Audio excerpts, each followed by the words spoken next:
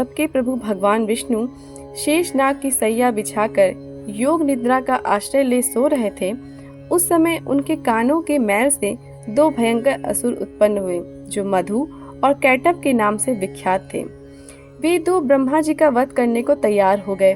प्रजापति ब्रह्मा जी ने जब उन दोनों भयानक असुरों को अपने पास आया और भगवान को सोया हुआ देखा, तब एकाग्रचित होकर उन्होंने भगवान विष्णु को जगाने के लिए उनके नेत्रों में निवास करने वाली योग निद्रा की स्तुति आरंभ की, जो इस विश्व की अधीश्वरी, जगत को धारण करने वाली, संसार का पालन और संहार करने वाली तथा तेजस स्वरूप भगवान विष्णु की अनुपम शक्ति है। उन्हीं भगवती निद्रा देवी की भगवान ब्रह्मा स्तुति करने लगे। ब्रह्मा जी ने कहा, देवी तुम ही स्वाहा, तुम ही स्वधा और तुम ही वशटकार हो।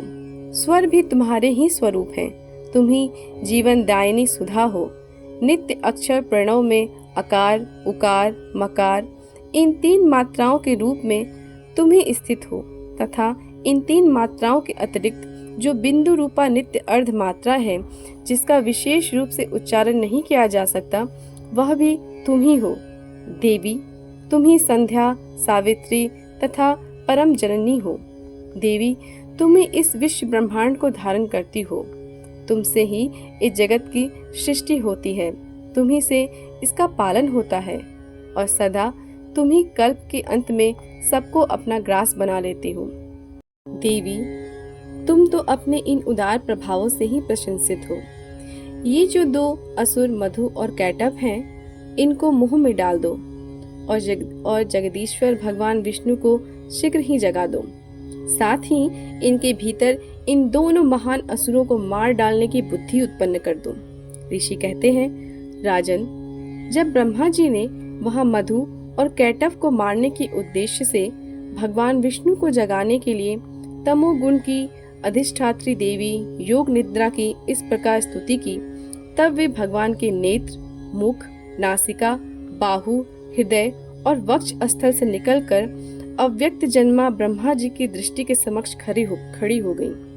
योग निद्रा से मुक्त होने पर जगत के स्वामी भगवान जनार्दन उस एकार्णव के जल में शेषनाग की सैया से जाग उठे। फिर उन्होंने उन दोनों असुरों को देखा। वे दुरात्मा मधु और कैटभ अत्यंत बलवान तथा पराक्रमी थे और क्रोध से लाल आंखें किए ब्रह्मा जी को खा जाने के लिए उद्योग कर रहे थे। तब भगवान श्री हरि ने उठकर उन दोनों के साथ 5000 वर्षों तक केवल बाहु युद्ध किया।